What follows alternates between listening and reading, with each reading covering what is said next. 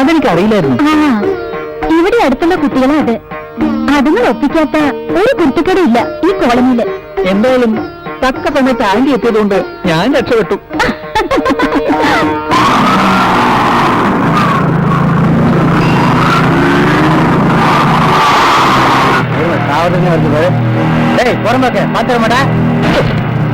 நீ பேசக்கூடாது.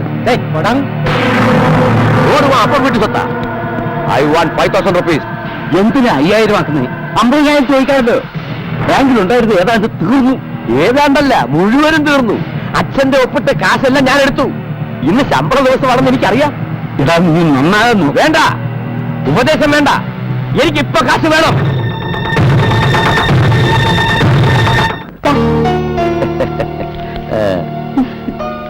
ആളെവിടെ? മുറി കിടന്ന് ഉറങ്ങാണ്. ഒരു ബോധവും ഇല്ലാതെ അച്ഛനായി ഉടക്കിയാണ് കാശ് സംഘടിപ്പിച്ചെന്ന് എന്നോട് പറഞ്ഞു. ഇനിയിപ്പോ അവന്റെ അടുത്തുനിന്ന് വലിയ കിട്ടാപ്പോരൊന്നും കിട്ടുമെന്ന് തോന്നുന്നില്ല. അതുകൊണ്ട് പതുക്കെ അവനെ ഒഴിവാക്കിയേക്ക്. പൊന്മുട്ടയിടുന്ന താറാവാ, കൊല്ലണോ? ഏയ്, വെറുതെ വേണ്ട, പതുക്കെ. ഞാനിറങ്ങട്ടെ. ക്ലബിലേക്കാ? ആ സേട്ടുവിന്റെ പലിശ കൊടുക്കണം. പിന്നെ ഇതുപോലെ മറ്റാരെങ്കിലും കിട്ടുമെന്ന് നോക്കണം. നമുക്കിനിയും ജീവിക്കണ്ടേ?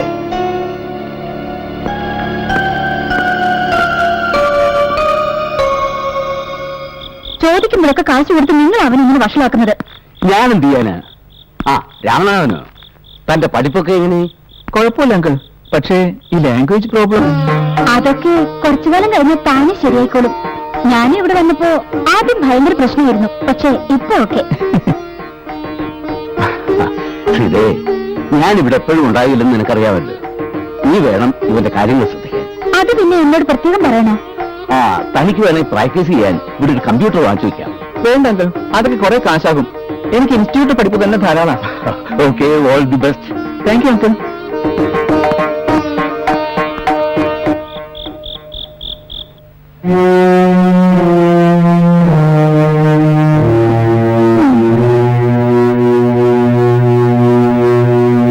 വലിയൊരു ആലോചന.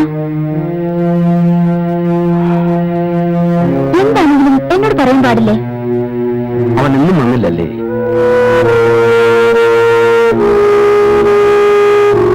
ഒന്നുപോലെയാ ഞാൻ അവനെ വളർത്തിക്കൊണ്ടുവന്നത്.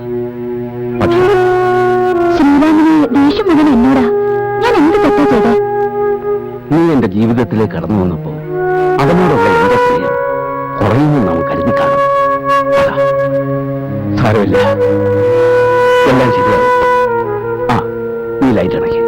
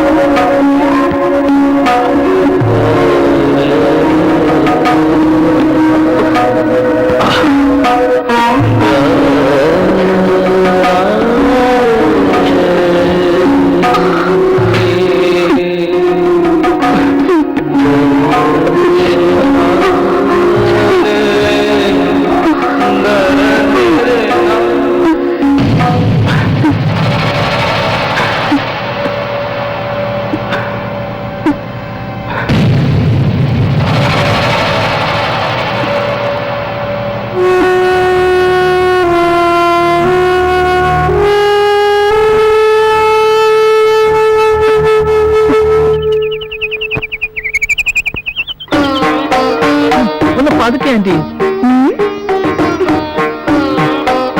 പിള്ളേരുടെ സ്വഭാവ പറഞ്ഞ കേട്ടില്ല. കുളിച്ച് പറഞ്ഞിട്ടില്ല, അമ്പലത്തിൽ പോകേണ്ടതാ.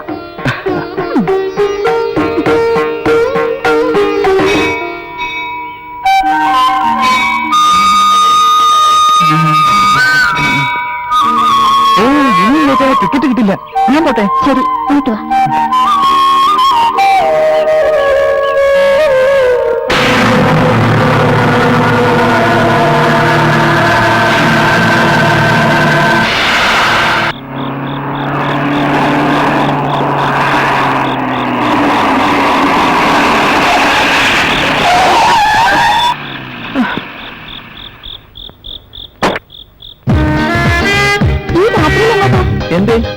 റാഗിങ്ങിനെ കുറിച്ച് പുതിയ റിസർച്ച് വല്ലതും നടത്താനാ പ്ലാൻ? കോളേജിൽ മാത്രം റാഗിംഗ് എന്നാ ഞാൻ വിചാരിച്ചത്. ചോറാവാതെ മാഷേ, അതൊരു അബദ്ധം പറ്റിയതാ. അതിന് വേണമെങ്കിൽ സോറി. നീ എന്താ ഓടുന്നേ? പെൺപിള്ളേരെ പേടിയാ? പെൺപിള്ളേരെ പേടിയില്ല, പക്ഷേ തന്നെ ലേശം പേടി തന്നെയാ. ഓ, അപ്പൊ ഞാൻ പെണ്ണല്ലെന്ന്.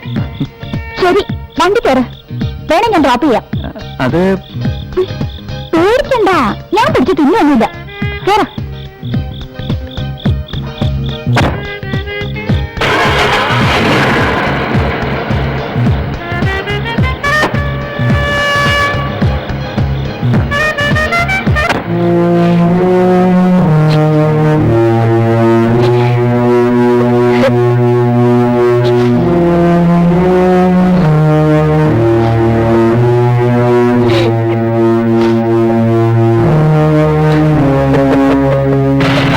ഞാൻ എന്തിനാ ഇതിലൊക്കെ തലയിടുന്നത്? ആ കിളവനെ കൊണ്ട് പറ്റാത്ത കാര്യങ്ങൾ ചെയ്തു തരാനല്ലേ കിണുന്തു പോലത്തെ ഒരു ചെക്കനെ കൂടെ വെച്ചിരിക്കുന്നത്. ഇനി ഒരക്ഷരം മിണ്ടരുത്. നീ എന്താ വിചാരിച്ചേ? കാമഭ്രാന്ത് പിടിച്ച ഒരുത്തരാണ് ഞാനെന്നോ? കുട്ടികളില്ലാത്ത എനിക്ക് മോനെ പോലെ അവൻ. അല്ലാതെ വേണ്ട, ചാരിത്യ പ്രസംഗമൊന്നും എന്നോട് വേണ്ട. പിന്നെ എന്നെയും കൂടെ ഒന്ന് ഇടയ്ക്ക് പരിഗണിച്ച ഒരു കുഴപ്പം ഉണ്ടായില്ല.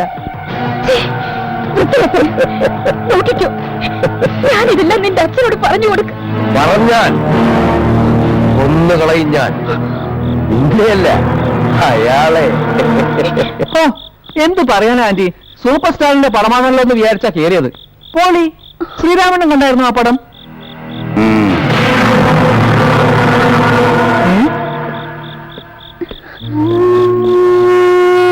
എന്ത് പറ്റി ആന്റി?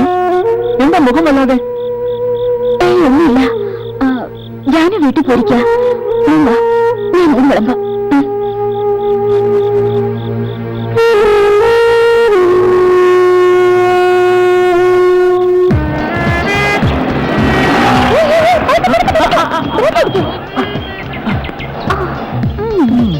ഏതായാലും എന്റെ വണ്ടിയിലുള്ള പഠിത്തം ഇനി വേണ്ട. വേണല്ലേ വല്ല ഡ്രൈവിംഗ് സ്കൂളിലും പോ. എന്റെ പപ്പായെ ദുബായി കിടന്ന് കഷ്ടപ്പെട്ടുണ്ടാക്കിയ കാശ ഈ വണ്ടി. അതിന് വണ്ടി ഓടിക്കാൻ പഠിക്കണമെന്ന് ഞാൻ പറഞ്ഞില്ലല്ലോ. സ്റ്റെല്ലയുടെ നിർബന്ധം കൊണ്ടല്ലേ? ആണ്, സമ്മതിച്ചു. ഇനി ഇങ്ങനൊരു അബദ്ധം എനിക്ക് പറ്റില്ല. രാമുവിന്റെ പുറകിലിരുന്ന് പോകാനുള്ള ആഗ്രഹം കൊണ്ടല്ല. എങ്ങനെയെങ്കിലും ഇതൊന്ന് പഠിച്ച് ഒരു ആൺകുട്ടിയെ പോലെ നടക്കട്ടെ എന്ന് വിചാരിച്ച. അയ്യടാ,